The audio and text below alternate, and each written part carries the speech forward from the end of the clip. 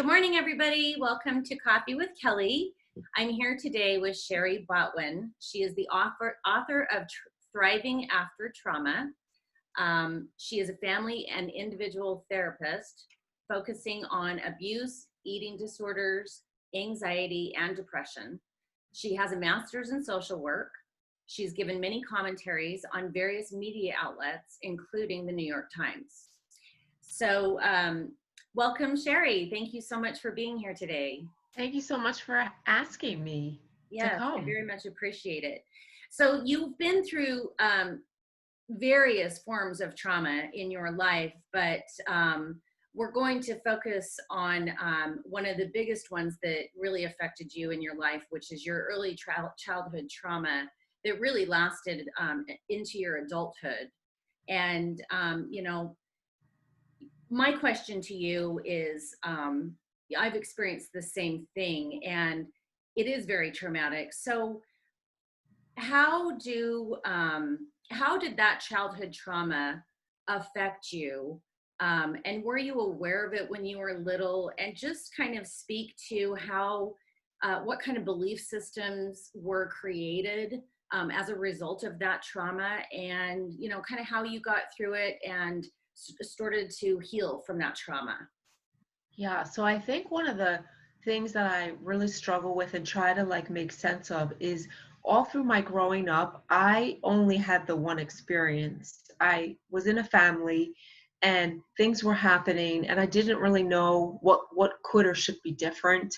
So I kind of just grew up telling myself that everything is fine and you're safe and this is the way it's supposed to be. And as I got to be a teenager, I started to realize that what I was feeling about myself and what I was feeling about relationships, especially with men, really wasn't the same as what all of my friends were sharing. So I think one of the worst parts of growing up in a family where I was being abused and not letting myself know was that I started to feel more and more shame about things that I shouldn't have to feel shame about. I started feeling really bad in my body. I started struggling with eating disorders. I was terrified of guys. I didn't understand why I was afraid of them. I didn't feel like I fit in anywhere. I constantly struggled with what it meant to speak and use my voice and express myself and trust people. So my childhood was really the way I would describe it is I sort of lived in a childhood that wasn't really real because what I told myself was very different than what was actually happening. So I had decided as a young, preteen, around 10 or 11, I had decided that even though I didn't understand any of what was going on, I knew that I didn't feel normal. I knew that my life was a mess.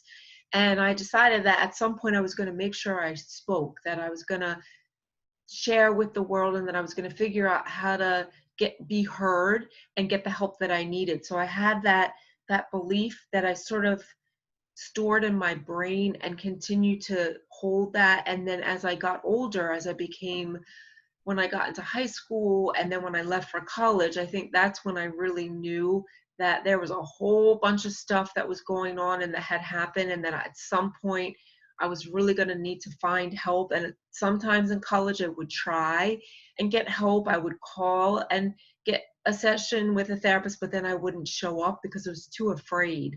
So I think that once I got out of college and I started going to school for my master's in social work, and I could tell that what I was feeling in my body was just not normal. I was having what we call body memories. So I would have these flashbacks where I'd be sitting in the class and we would be talking about things like domestic violence, childhood abuse, and I would feel like something that I was being assaulted as I was sitting in the class. And I didn't know what any of that was called, but I knew it wasn't okay, and I knew that I needed help.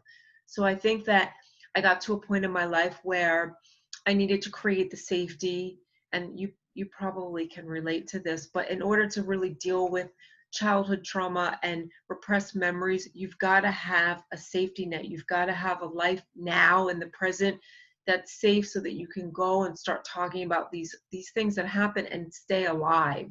So I went through a period of my life where I would say I was surviving, I definitely wasn't living fully, and I definitely was safer, but I still was really, really struggling with all the stuff that people talk about with PTSD. I was depressed. I was having panic attacks. I was having flashbacks. I was so afraid of people. But I decided that if I leave my house and I create safety for myself, eventually I'll get the help that I need. And that's kind of what happened. I started working in an inpatient eating disorders facility when I first got out of my master's program. And I fell in love with the job. And part of why I loved it was I finally was sitting in a room with people that I felt like, oh, wait a minute, it's not just me. Like, oh, I felt that, or I can relate to that. And that's when I really decided I needed to get help, because I knew I didn't want to leave the field. I wasn't going to quit my job because I was unraveling from my own experience. So that's kind of when my healing journey began. And that was 25 years ago. So the healing process went on for a very long period of my life. I dedicated my free time to therapy. When I wasn't working, I was either in session with my therapist or doing things between the sessions to recover. And that's kind of the way things unfolded. I can definitely share more about what that means and how I went about that, but that's kind of how I got to where I am today. I'm curious about like, I call it a pain body, from my trauma. I had so much pain as a kid from my trauma. How did you physically, what did you do to physically start to like get rid of that pain on the inside?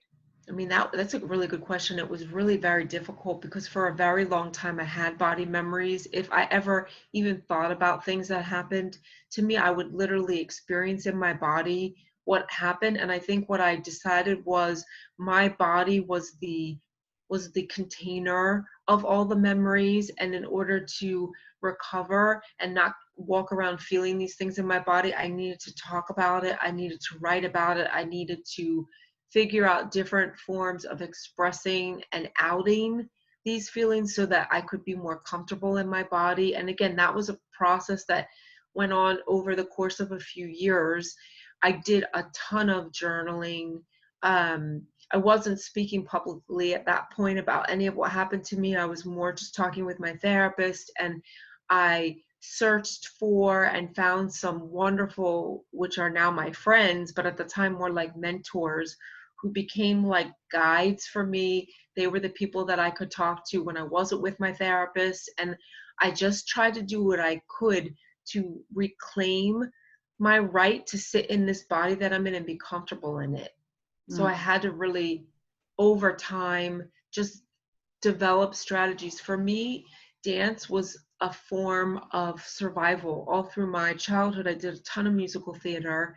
And being on the stage and being able to perform and be in a character other than myself was such a great escape. But the actual act of performing and dancing was probably one of the things that kept me alive. So I continue to do that in my recovery, maybe not in the same way. And I still do it, not in the same way that I did when I was 20 or 15. But I think that being able to move in your body and feel free in it is such an important part of recovery, and everybody does it in their own way. For me, that's just the way that it worked. Right. And there's a part in your book where you write about being bullied by the kids, and kids giving you trouble about, calling you fat and things like that. And I know, there's so many girls that have body image. They can be so thin and still feel just not good about their body. How did you learn to love your body? How did you overcome that bullying and just get comfortable in your own skin and your body? I think that the way the kids were and the things that they said to me stuck with me for such a long time. I feel like the way that I reclaim my body, or the way that I learned to honor it, was I realized all the things that it could do for me, like all the gifts that come from being in this body of mine, being able to find dance and say that if it weren't for this body that I sat in, I might not be here today. So that would be one way. And I think really what helped me to get into a place of body acceptance was being able to have a healthy pregnancy. I think being able to sit in my body and experience at almost 40 the the the miracle of this thing growing inside of me. I had had a history of miscarriages from my abuser. I had gotten pregnant several times and miscarried all of the pregnancies. And what I later found out was that I actually have a condition that causes miscarriages. So in order to have a healthy pregnancy, I had to do injections of blood thinners twice a day, or I wouldn't have the little guy that's sitting down the hall right now. I would have continued to miscarry. So rather than just be in shame and despair about all these miscarriages, I celebrate not the miscarriages, but I celebrate and honor the part of me that was able to find a doctor and actually say and speak. Because if I hadn't have said anything, I would never have known that I had this disorder. There are no symptoms except for, like, if you're pregnant, you can't keep a pregnancy unless you're on blood thinners. So once I owned that and I sat in that doctor's office, and I don't ever forget that experience of sitting with her and sharing my history. I said to her, like, I really want to get pregnant, but there's things that happen in me that I need to tell you, or I feel like we could have some issues. So she heard me, like, she heard what I was saying. She wasn't questioning. I felt believed. And then once I could see that, well, I actually can have a pregnancy and I can be healthy, that's when I thought, you know what, you might not like every part of your body, but this body of yours has kept you alive, and now you've created this miracle that has helped me to heal in so many ways. Being a parent after surviving childhood abuse, I mean, I could probably talk for 50,000 hours about the benefits of that and how healing that has been for me. Well, and that's kind of my next question is, going through what you've gone through, and you have a little boy, and we all know that, abusers abuse all of us, men and women, and we all know that men don't have a lot of resources. You know what I mean? Men are taught to be so tough and not feel their feelings, and not, that shame that we carry is so toxic. So, what what is your experience being a mother to this little boy, and how are you protecting him? We always, I'm sure you want to, you want to raise a good man. Yeah.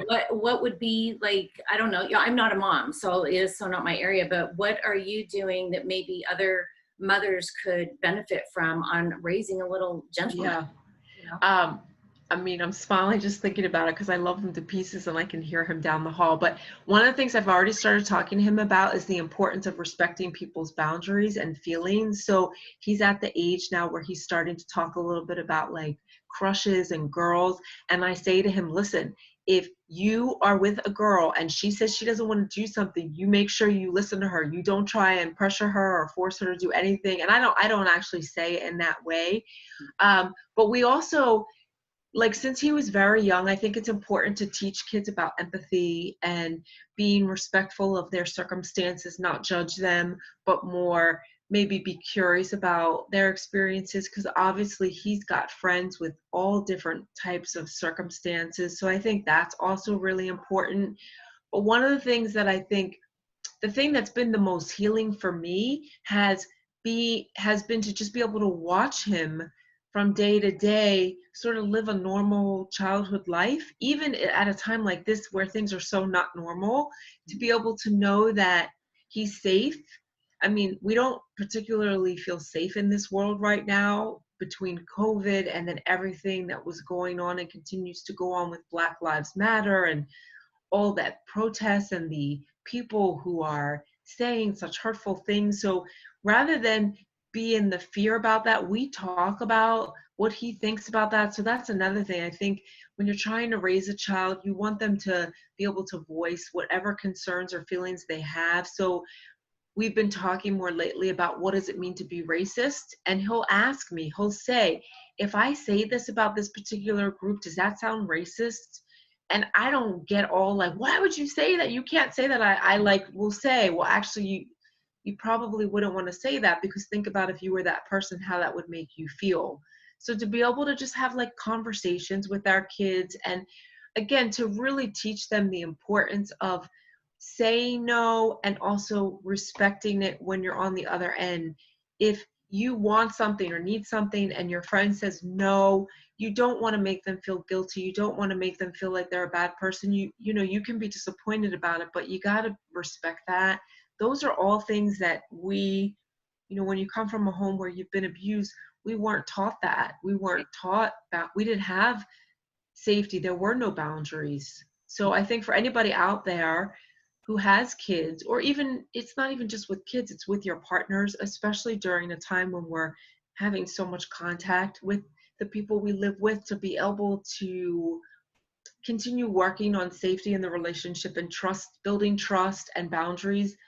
You know, like we could be working on that with our kids and our partners for the rest of our lives. Right. It's so Now, empowering. right. Now I want to ask a little bit of a harder question. It's even hard for me to ask, and I don't know why, but how are you, you know, I think that conversation with your son, or it might be easier to have a conversation with your daughter about, you know, sexual abuse and that kind of thing. How do you protect him? Like, I'm not even quite sure how to articulate the question, but how do you protect him or allow him to have the conversation with you if something out of like that was inappropriate ever happened to him? How would he be able to voice that out loud? So unfortunately, about 2 years ago, the after school program that he is a part of, one of the teachers was charged with sexual abuse. He was somebody that worked in our school, like not every day, but he was there during like the breaks, the half days. He worked full time at another school where we have some very good friends. So it was very difficult, but I knew that I needed to talk to him because he had had contact with this teacher. He had spent time with this teacher. So I still remember he was 7, and I remember just sort of sitting down very calmly and saying, this teacher, remember this teacher? Well, he doesn't work at the school anymore. He kind of like did things that he shouldn't be doing. So I have to ask you some questions. And we kind of just had like an open conversation. And what was such a relief for me is he said to me, if anybody tries to touch me in places that are private, I'm going to tell them to go away. And we had that conversation. Well, who can talk? Who can see those parts of you? And he said, the only people that are allowed to see that is you and my doctor, because his pediatrician, starting at maybe when he was 4 or 5, started explaining to him about private parts and why she at times would have to look at those parts of him. So I was so relieved when I heard that, because I knew that if the teacher had done something to him, I would have known when we had that conversation. So I think it's really important that we be open with our kids about this. And the other thing, when you say about protecting Andrew from this stuff, I also think that if we've survived childhood abuse and we're a parent or an aunt or a cousin, we have to also protect them from our histories. Meaning, I don't go around sitting there having conversations with him about what happened to me. As he gets older, I am starting to explain to him a little bit about why I don't have my biological family in my life and what happened to my parents, but I would never want to put those images in his mind, because that will traumatize him. Mm-hmm. So I think you have to really like go with your gut in that sense and know that you're going to be in your kid's life for hopefully a very long time, and you can very slowly over time share your story, but you have to be really mindful. I'm very mindful about what I share and what I feel he doesn't need to know at this point. Oh my gosh, I love that. I have a lot of friends that are raising little gentlemen, and I know that they're going to get a lot out of that, because it is a very hard, uncomfortable conversation. So I really appreciate you being open about that. That's amazing. We decided to kind of keep this a little short so we could keep everybody's attention. But I wanted I wanted to say thank you for sharing this, and I hope that you know you will join me again. And I think the content that we've covered is very, very crucial and very important. And I'm really grateful for your vulnerability. I guess one last question I have is for for people like me who are trying to write a memoir on my abuse. I guess my question is, putting yourself out vulnerable, being that vulnerable, was writing your book cathartic for you? Was it a hard I'm thing so, for you? yeah, I'm so glad you're asking me because I just started this peer supervision group, which is when you're a therapist, what you do is we all should go to therapy, which I do, but I got together a group of trauma therapists, and just last night I was saying to them, one of the things that I need to do when we do these groups is I need to talk about what it's like to speak publicly about my experiences, what it's like to have a book out there. And I would say the actual writing process was so healing, but it was really hard. There were times when I was sitting and writing parts of my own story, and I literally feel like my chair is going backwards because I'm so full of feelings. So I think that one of the things that I still need to work on is I still need to work on processing some of the things that I wrote about, because I still have trouble. Even I can look at my book sitting next to me. There's certain parts of the book that I have trouble looking at right now, even after I wrote it and it's out in the public. So it's really cathartic, but it's also very important if you're wanting to speak or talk about your experiences. And I know more and more people are doing that these days. It's an amazing, wonderful thing, but don't be by yourself in it. Like, honor your feelings, go slow, make sure you keep talking to people, and know that, like, if there's parts you don't want to include, if you realize as I write this I still feel shame about it, well, then you don't write about it. You say to yourself, I'm not going to write about things that if I put in the public will throw me into like more shame. So to be really mindful of that. So there's things that I chose not to share because I'm not ready. I'm not ready. I want to, but I'm not ready. So that'll be like, that'll be the next book. Down the road. Yeah. And That'll be 10 years from now. I have those same things. I have some things Yeah. I put in my book and I keep reading over it going, oh my God, it just gets me right in the gut. And I'm like, I don't know if I'm ready for the world to know that. But I still want to be vulnerable. So I really appreciate that. I know a lot of people are wanting to share their stories, because this has happened to, I don't know what the percentage is, but it's a hell of a lot higher than we think it is, of men and women who have been abused and who have not been able to talk about it or, heal from it. And, we know that shame, it's the lowest vibration that you can hold in your body. It holds a 20. It's a very, very low vibration, and it's very hard to push that out, at least in my experience. It's just really, really hard. So, wow, thank you so much. I so appreciate you. I'm so grateful for you being so vulnerable. Thank you.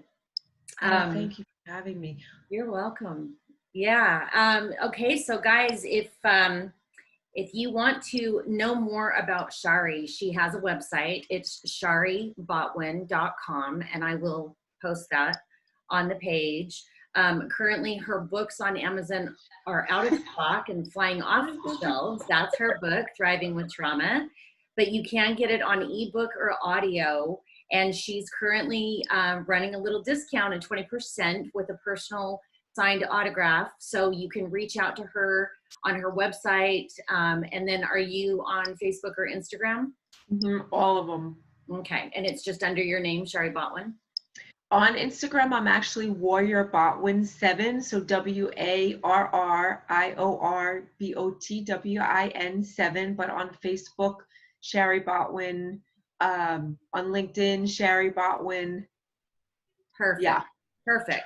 So yeah, you guys, I'm just really grateful, Shari. Thank you so much for sharing that. And I just feel a little bit of healing just listening to you. I think it just helps me. It's always nice to know that we're not alone in what we go through. And I sometimes even still feel when I'm talking about my trauma, my lip shakes, my eye twitches, my hand shake. I don't know if that will ever go away, but emotionally, I'm okay. Yeah. I have a physical reaction when I talk about it, and the physical weird feeling in my stomach, but emotionally I'm like, I'm okay. So, talking about it helps. It definitely helps. It's not comfortable, but it definitely helps. And you can't go around fear or above fear or below it. You've got to go straight through it, Mhm. right? You gotta face it. Yeah, exactly. Well, thank you so much for your time. Oh, thank I'm so very you. grateful for you, and I hope to talk to you soon. And I'm excited to get my book in the mail. And thank you for all you're doing for everybody out there and for providing these platforms for people to get more support. I think it's wonderful what you're doing. Thank you so much. Yeah, I hope to help as many as I can, Yeah. Well, wonderful. We'll have a wonderful day and You a fabulous too. weekend.